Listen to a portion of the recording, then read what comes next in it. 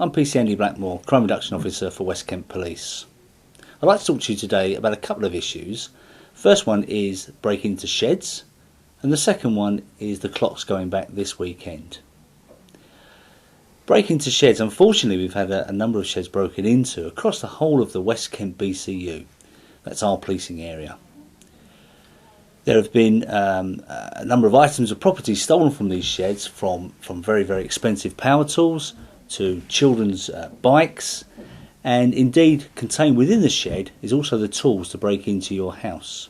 And what I'd like to talk to you today about is some very, very simple measures that you can take in order to prevent your shed being broken into. Firstly, fit a decent hasp and staple and padlock to your shed. Sheds are often made of softwood, pine, and we find that the best thing to actually do is, instead of screwing the hasp and staple to the shed, is to actually fit them with bolts, with either large washers or a backing plate on the inside of the shed door. Now, many sheds are actually outward opening the doors, and what we've got here today is a very, very simple device that, speak to your local PCSO, and I'll be giving you some more details about that later on, but speak to your PCSO about obtaining from them, or indeed purchasing your own, simple shed alarm. We had a recent spate of burglaries, shed break-ins in the north of the BCU, up in Housestead, and unfortunately these would have been prevented at a very, very early stage by the simple fitting of one of these shed alarms. And it must be said that each household in that particular road that were broken into were provided with a shed alarm, failed to fit them or maintain them, which is very, very disappointing. And that night 6 sheds were broken into in one road. We think if the burglar had gone to the first shed, activated the alarm, then possibly the other 5 people would not have been victims of crime and on our statistics.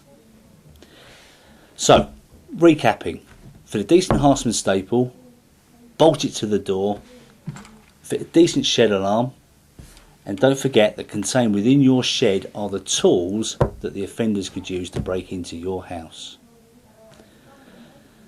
Now, talking about breaking into houses, I'd like to remind everybody that the clocks go back this weekend. So the early hours of Sunday the 25th, I think it's about 2 AM, that we have to put our clocks back 1 hour. The positive side is we all get a lie in for an extra hour, or some do, but the downside is that it makes our evenings darker. This is the time to actually think about a very, very simple device for your home: a light timer. Segmented around there on the timer so you can have the lights coming on and off whenever you wish them to come on and off. But my suggestion is that really on a dull, miserable day, as unfortunately we're going into now, you should be thinking about having your lights coming on at about 3 o'clock in the afternoon. Gives you 2 benefits. It makes your house look like it's occupied, and also as well, when you come home from work or from picking the children up from school or from shopping or wherever, you've got a welcoming, warm light lighting up your house when you come in. If there's any other questions that you may have about what we spoke about today, the sheds being broken into and putting lights on timers, then I'd urge you to contact your local police community support officer, your local PCSO.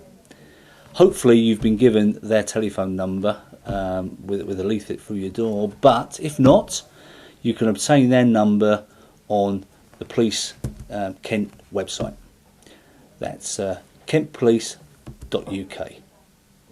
Thank you.